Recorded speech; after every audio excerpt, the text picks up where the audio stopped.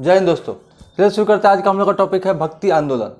हम लोग मध्यकालीन भारत में हम लोग आज पढ़ रहे हैं भक्ति आंदोलन के बारे में। भक्ति आंदोलन से स्पष्ट ये नहीं है कि भक्ति आंदोलन का मतलब कोई लड़ाई झगड़ा से तत्पर नहीं है। भक्ति आंदोलन का मतलब क्या हुआ कि जो भी धर्म था वह अपने धर्म को लेकर के काफ़ी बड़े स्तर पे, ऊंचे स्तर पे क्या कर रहा था, प्रचार प्रसार करना। तो वह आंदोलन का रूप लिया। जैसे हम लोग देखते क्या है कि जब भक्ति आंदोलन चल रही थी उसमें हम लोग सबसे पहले जिसका नाम आता है वह है शंकराचार्य। 8वीं सदी में जब शंकराचार्य ने सबसे पहले क्या किया, भक्ति आंदोलन को सबसे पहले शुरुआत किया। कहाँ से? दक्षिण भारत से। दक्षिण भारत से जब शंकराचार्य ने सबसे पहले भक्ति आंदोलन की शुरुआत की तो उस समय क्या कहा जाता है, जैसे हुआ क्या कि जब भारत 622 ईस्वी में इस्लाम धर्म का क्या होता है, इस्लाम धर्म का उदय होना शुरू होता है, भारत में आगमन। अब हम लोग देखते क्या है कि जब इस्लाम धर्म 622 से आने के बाद जब मध्यकालीन भारत में क्या होता है कि मुस्लिम साम्राज्य, मुस्लिम शासक के द्वारा ही शासन किया जाता है भारत पे। पूरा दिल्ली सल्तनत, दक्षिण भारत के ही कुछ हिस्सों पे एक विजयनगर साम्राज्य ही ऐसा साम्राज्य रहता है जो देखते हैं कि वो हिंदू शासक वहाँ पे होता है। तो इस तरह से क्या होता है कि हिंदू धर्म जो थे वो एक संकुचित होते जाते थे, एक सीमित रूप मतलब सीमित होते जा रहे थे। इसी तरह जब ये सीमित होते जा रहे थे तो इस समय क्या हुआ कि जो शंकराचार्य जी ने थे, इन्होंने एक भक्ति आंदोलन चलाना शुरू किया कि लोगों को हिंदू धर्म के बारे में, अपने हिंदू धर्म की, अपनी संस्कृति के बारे में लोगों को बताने का काम किया। किसने? शंकराचार्य ने। क्योंकि एक समय ऐसा आता कि क्योंकि लोग क्या थे, लोगों को जबरन क्या किया जाता था, हिंदू जो थे उनको जबरन क्या मुस्लिम बनाया जाता था। तो इस तरह से संख्या घटती जा रही थी। तो इसलिए शंकराचार्य ने क्या किया, एक भक्ति आंदोलन चलाया जिससे लोग जागृत हो अपने धर्म के प्रति, हिंदू धर्म के प्रति। तो 8वीं सदी में जब शंकराचार्य ने भक्ति आंदोलन की शुरुआत की दक्षिण भारत में, तो उस समय क्या होता है कि जैसे हम लोग पहले भी देखे कि बौद्ध धर्म थे, जैन धर्म थे, जो कि हिंदू से निकले धर्म थे। तो उस तरह क्या थे कि बौद्ध धर्म में भी क्या थे, दो रूपों में बट गए थे। जैन धर्म में भी श्वेतांबर, दिगंबर, हीन यान, महायान बौद्ध धर्म में। ठीक उसी तरह क्या हुआ कि भक्ति आंदोलन में हिंदू धर्म में भी क्या हुआ कि दो रूपों में बट गए। एक जो शैव और विष्णु, यानी कि जो शिव की पूजा करने वाले थे वो शैव अनुयायी होते थे और जो विष्णु की पूजा करने वाले थे वो वैष्णव अनुयायी। अब इसमें क्या था कि जो शिव की पूजा करने वाले थे उसको नयनार और जो विष्णु की पूजा करने वाले थे उसको अलवार कहा जाता था। ठीक, यह काफी इंपॉर्टेंट पॉइंट है। तो शंकराचार्य के समय जब भक्ति आंदोलन चल रहा था तो उस समय भी क्या हुआ कि हिंदू धर्म में भी दो लोगों की पूजा करने, दो भगवान के रूप मानने वाले, एक शैव और एक विष्णु। तो शैव को नयनार और विष्णु को अलवार के नाम से हम लोग जानते थे। अब क्या हुआ कि शंकराचार्य ने आंदोलन शुरू किया। कब? 8वीं सदी की ही बात है। उसके बाद क्या हुआ कि भक्ति आंदोलन को जो मुख्य रूप से जो प्रचार प्रसार करना शुरू हुआ वह 11वीं सदी में रामानुज द्वारा और उनका शिष्य 14वीं सदी में रामानंद द्वारा, जो कि उत्तर भारत में भक्ति आंदोलन का प्रचार प्रसार अच्छे मतलब ऊंचे लेवल पे होना शुरू हुआ। उसमें हम लोग क्या देखते हैं, सबसे पहले शंकराचार्य के बारे में पढ़ते हैं। शंकराचार्य का जन्म 788 ईस्वी में कलारी, कहाँ, केरल में होता है। सबसे पहले देखते हैं कलारी, यहाँ केरल में इनका जन्म होता है शंकराचार्य का। इनके द्वारा स्थापित 4 मठ, यानी हमने पहले ही कहा कि इन्होंने भक्ति मार्ग को काफ़ी जोर दिया ताकि लोग अपने धर्म को समझे, जाने, उसको भूले नहीं। इन्होंने क्या किया, इसके लिए 4 अलग अलग दिशा में, यानी पूरा पश्चिम, उत्तर, दक्षिण भी हम लोग बोल सकते हैं, उस दिशाओं में 4 पीठ की स्थापना की। उन पीठों के बारे में जानते हैं। पूरब में इन्होंने जो पीठ की स्थापना की वह गोवर्धन पीठ कहाँ पे है, वह पूरी उड़ीसा में है। उसके बाद पश्चिम में इन्होंने कहाँ पे किया, शारदा पीठ, जो कि द्वारिका, गुजरात में है। उत्तर में इन्होंने जो पीठ की स्थापना की वह ज्योतिष पीठ है, जो कहाँ पे, बद्रीनाथ, उत्तराखंड में है। और दक्षिण में श्रृंगेरी पीठ, जो कहाँ पे है, मैसूर, कर्नाटक में है। तो इन 4 पीठों की इन्होंने क्या की, स्थापना की। लोगों को जैसे होता है ना कि हाँ मंदिर में जाते हैं तो मंदिर में क्या होता है, जगह जगह मंदिर होती है, तो लोग क्या करते हैं, अपने भगवान की आराधना करते हैं। ठीक उसी तरह क्या किया इन्होंने कि 4 मठ की स्थापना की, या पीठ भी बोलते हैं। इसकी स्थापना की किसने? शंकराचार्य ने। और इनका जो मत था वह अद्वैत संप्रदाय का था। मतलब इनका मानना था कि ब्रह्मा, आत्मा और परमात्मा दोनों क्या है, एक है।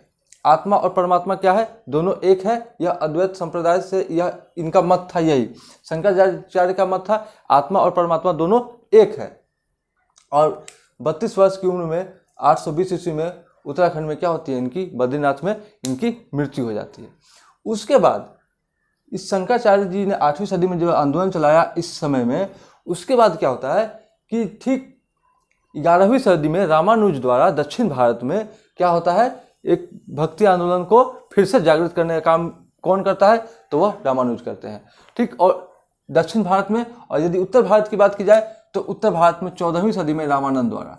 तो उत्तर भारत में यह रामानंद, आखिर हम लोग जब देखते हैं यह जो भक्ति आंदोलन की शुरुआत जो होती है वह दक्षिण भारत से होती है, उत्तर भारत में होती नहीं है। लेकिन यह जो रामानुज के जो शिष्य थे रामानंद, इन्होंने ही क्या किया, दक्षिण भारत के ये भी थे, लेकिन इन्होंने दक्षिण भारत से क्या किया, उत्तर भारत में जाकर के धर्म का प्रचार, भक्ति मार्ग का प्रचार करना शुरू किया। किसने, रामानंद ने।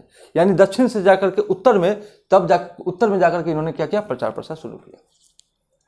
इसी कारण हम लोग देखते हैं कि सभी जो जितने भी संत थे उनके बारे में हम लोग देखते हैं। सबसे पहले देखते हैं रामानुजाचार्य के बारे में हम लोग देखते हैं। इनका जन्म 1017 ईस्वी में आंध्र प्रदेश में होता है। आंध्र प्रदेश में इनका जन्म होता है। यह वैष्णव धर्म के अनुयायी थे। यहाँ हम लोगों ने देखा कि दो भगवान की पूजा करने वाले, एक शैव एक दूसरा वैष्णव। यह वैष्णव धर्म को मानने वाले थे, अनुयायी थे, जिनको हम लोग क्या कहते हैं, अलवार। दक्षिण भारत में भक्ति आंदोलन चलाया किसने, सबसे पहले 11वीं सदी में किसने चलवाया, रामानुज ने। और इनका मत था विशिष्टाद्वैतवाद, विशिष्टाद्वैत संप्रदाय। इनका मतलब क्या होता है कि आत्मा और परमात्मा, जैसे यह हम लोग देखें अद्वैतवाद, आत्मा परमात्मा एक है। द्वैतवाद का मतलब होता है आत्मा और परमात्मा दोनों क्या है, अलग अलग है। ठीक उसी तरह विशिष्टता द्वैत संप्रदाय का मतलब क्या हुआ कि आत्मा परमात्मा दोनों तो एक है ही, अलग अलग तो है ही। जैसे एक पेड़ की अलग अलग शाखा होती है, पत्ती होती है, फूल होते हैं, फल होते हैं, सबकी अपने अपने विशेष गुण है। ठीक उसी तरह क्या, इसी चीज को यह भी मानने वाले थे कौन, रामानुज। और इनके शिष्य थे रामानंद। यही रामानंद जो थे 14वीं सदी में क्या किए, उत्तर भारत में जाकर के क्या करते हैं, प्रचार प्रसार करते हैं और हिंदू धर्म का। अब देखिए, यह जो रामानंद थे, इनका जन्म कब होता है, 1299 में। इनका जन्म हमने लिखा 1017 में। यहाँ पे बहुत क्या होता है, लगभग 300 वर्ष का अंतर होता है। इनके जन्म तिथि के बारे में बहुत सारी बातें, मतलब क्या वो है, कन्फ्यूजन वाली है कि आखिर ये कैसे हो सकता है, ठीक ना। लेकिन बहुत सारे लोगों का यह भी मानना है कि जैसे क्या था, भगवान कृष्ण थे, उनके बहुत सारे भक्त थे, वह उनके बातों को, उनके विचारों को मान करके वह क्या किए, गुरु बने। ठीक उसी तरह क्या है, रामानंद ने भी क्या किया, इनको अपना गुरु माना। मरने के बाद ही इन रामानंद ने रामानुज को क्या किया, अपना गुरु मान करके ज्ञान ग्रहण किया और शिक्षा दीक्षा ली। तो ठीक इसीलिए इसको क्या कहता है, इनका जो शिष्य रहा वो कौन, रामानंद रहा, और रामानंद के गुरु कौन है, रामानंद। अब देखिए, इन्होंने रामानंद ने सबसे पहले हिंदी भाषा में धर्म का मतलब भक्ति मार्ग का या धर्म का प्रचार प्रसार किसने किया, तो वह किया रामानंद ने, जो कि हिंदी भाषा में किया, ताकि लोगों को समझने में और आसान हो, जल्दी समझे, सुविधा के लिए इन्होंने हिंदी भाषा में प्रचार किया। उसके बाद देखते हैं, रामानंद ने कभी उनके जितने भी शिष्य थे, जिनको वो ज्ञान देते थे, जिनको अपना उपदेश देते थे, उनमें किसी भी शिष्य से उन्होंने अभी तक जाति नहीं पूछा, किसी से कि तुम किस जाति के हो, किस समुदाय से हो, किस धर्म से हो, कभी नहीं पूछा। और इसलिए कहा जाता है कि इनके जो कुल 12 शिष्य थे, इस 12 शिष्यों में सभी जाति के बच्चे इसमें शामिल थे। ठीक, तो यह 12 शिष्य थे। प्रथम प्रवर्तक कहाँ थे, उत्तर भारत में, यानी दक्षिण भारत से क्या किया, इन्होंने उत्तर भारत में जाकर के इस भक्ति मार्ग को चलाने का काम किया। किसने, रामानंद ने। अब देखिए कबीरदास के बारे में कहा जाता है, कबीरदास का जन्म 1398 ईस्वी में वाराणसी में होता है। ठीक, इनके गुरु थे कौन, रामानंद कौन है, इनके गुरु है। इन्होंने एकेश्वरवाद को माना। एकेश्वरवाद को मानने का मतलब क्या हुआ, इन्होंने माना एक गुरु, एक भगवान को। मतलब क्या है कि इन्होंने ईश्वर और अल्लाह दोनों को एक ही माना, और इन्होंने एकेश्वरवाद को बढ़ावा दिया कि अल्लाह ईश्वर दोनों एक ही हैं।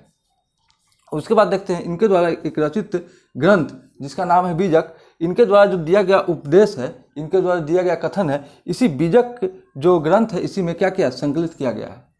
और इनका जो समाधि है, इनको मरने के बाद इनकी जो समाधि बनाई गई मगहर, वह कहाँ पे है, यूपी में स्थित है। उसके बाद हम देखते हैं अगला जो संत के रूप में देखते हैं वह है गुरु नानक के बारे में हम लोग देखते हैं कि उनका जन्म होता है तलवंडी में, पाकिस्तान तलवंडी में 1469 ईस्वी में। और ये भी एकेश्वरवाद को मानते थे, ये भी एक ही ईश्वर को मानते थे, अल्लाह और ईश्वर दोनों एक ही हैं। और बाद में इन्होंने एक सिख धर्म की स्थापना करते हैं। और सिख धर्म में भी हम लोग देखते हैं कि इनमें भी कोई भगवान का कोई विशेष आकार, कोई स्वरूप नहीं है। और इन्होंने भी क्या किया, एक ईश्वरवाद को बढ़ावा दिया। और इनकी मृत्यु 1538 ईस्वी में कहाँ पे, करतार पाकिस्तान में इनकी मृत्यु हो जाती है। बाद में इन्होंने सिख धर्म की भी स्थापना करती है, वो हम लोग अगले वीडियो में देखेंगे। उसके बाद देखते हैं चैतन्य महाप्रभु। चैतन्य महाप्रभु कहा जाता है कि भगवान कृष्ण की बहुत बड़े भक्त थे चैतन्य महाप्रभु। इन्होंने क्या किया, कृष्ण भक्ति का प्रचार प्रसार बहुत बेहतर तरीके से किया, बहुत प्रचंड रूप से किया इन्होंने। इनका जन्म कहाँ पे होता है, नदिया, पश्चिम बंगाल में इनका जन्म होता है 1486 ईस्वी में।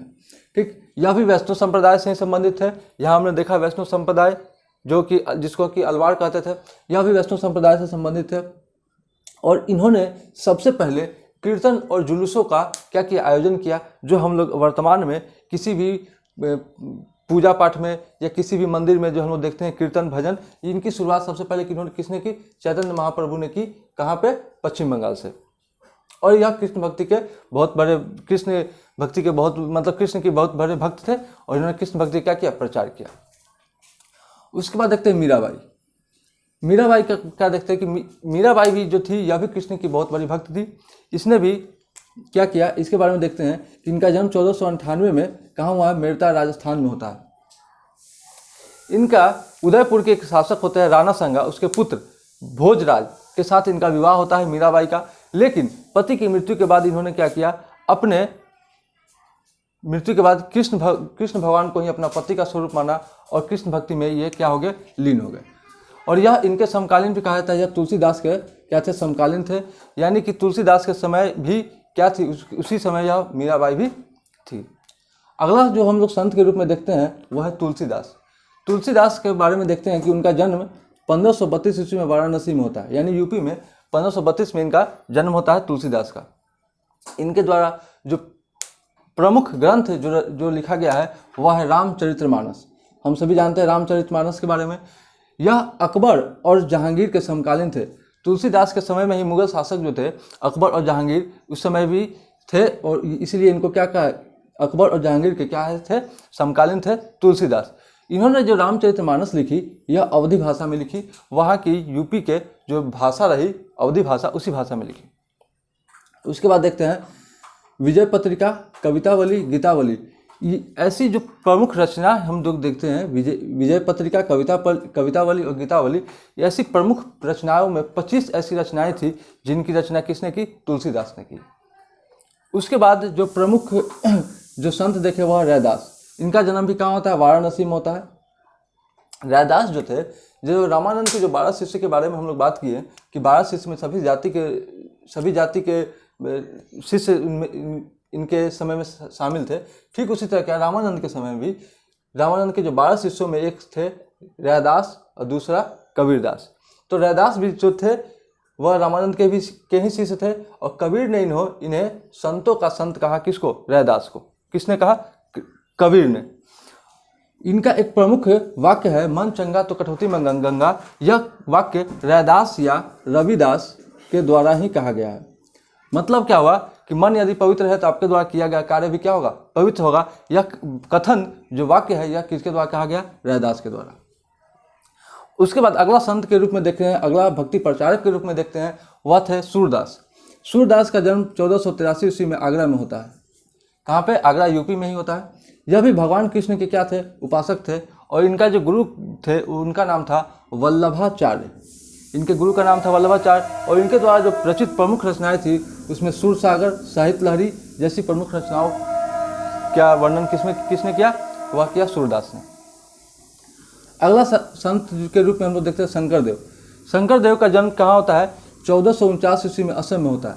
जैसे चैतन्य महाप्रभु को हम लोग देखते हैं कि पश्चिम बंगाल में भक्ति मार्ग को लेकर के बहुत ऊंचे स्तर पर क्या किया, इन्होंने प्रचार प्रसार किया चैतन्य महाप्रभु। ठीक उसी तरह क्या किया, इस शंकरदेव ने असम के क्षेत्र में भगवान श्री कृष्ण का प्रचार प्रसार बहुत ही ऊंचे लेवल पर, बहुत ही अच्छे तरीके से इन्होंने किया। और इसीलिए इनको असम का चैतन्य प्रभु के रूप में कहा जाता है। किसको, शंकरदेव को।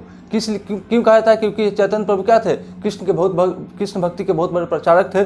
ठीक उसी तरह कहाँ के, पश्चिम बंगाल के। ठीक उसी तरह शंकरदेव जो थे असम के कृष्ण भक्ति के बहुत बड़े प्रचारक थे, और इसलिए उनको चैतन्य प्रभु कहा जाता है। कहाँ का, असम का चैतन्य प्रभु के नाम से प्रसिद्ध है शंकरदेव। यह भी कृष्ण के उपासक थे और इन्होंने कर्म कांड और मूर्ति पूजा की विरोधी की। इन्होंने भी मूर्ति पूजा का क्या किया, विरोध किया। महाराष्ट्र के कुछ अन्य संतों में हम लोग देखते हैं जो नामदेव, ज्ञानदेव, एकनाथ, तुकाराम और रामदास। यह जितने भी 5 संत देख रहे हैं, यह महाराष्ट्र के प्रमुख संतों में से एक संत थे। और उसके बाद हम लोग देख रहे हैं कि अन्य संत में जो और भी जो अन्य संत रहे, जिसमें हम जो भक्ति मार्ग को बढ़ावा दिया, जो भक्ति का प्रचार किया, भक्ति आंदोलन में को आगे बढ़ाया, उसमें थे वल्लभाचार्य जो कहाँ के थे, रायपुर के थे। दादू दयाल यह अहमदाबाद के थे। मालुक दास जो कहाँ के थे, प्रयाग के थे। घासीदास जो रायपुर के थे। और त्यागराज जो कहाँ के थे, साउथ के थे।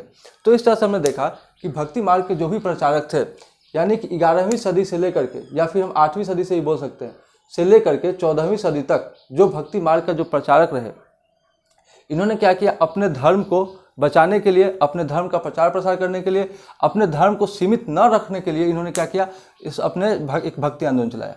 ठीक उसी तरह जैसे हिंदू धर्म में भक्ति आंदोलन चलाया गया, जिसको हम लोग, जो आंदोलन अपने धर्म को बढ़ावा देने के लिए जो आंदोलन चलाया गया, उसको हम लोग भक्ति आंदोलन के नाम से जानते हैं हिंदू धर्म में। ठीक उसी तरह मुस्लिम धर्म में क्या किया गया कि अपने धर्म को बढ़ाने के लिए जो आंदोलन चलाया गया, उसको हम लोग बोलते हैं सूफी आंदोलन। सूफी आंदोलन। अब अगले वीडियो में हम लोग इसी सूफी आंदोलन के बारे में पढ़ेंगे, और उसके बाद हम लोग एक जो गुरु नानक द्वारा जो चलाया गया था, सिख धर्म की स्थापना की गई थी, उसके बारे में हम लोग पढ़ेंगे। चलिए आज के लिए इतना ही, तब तक के लिए धन्यवाद।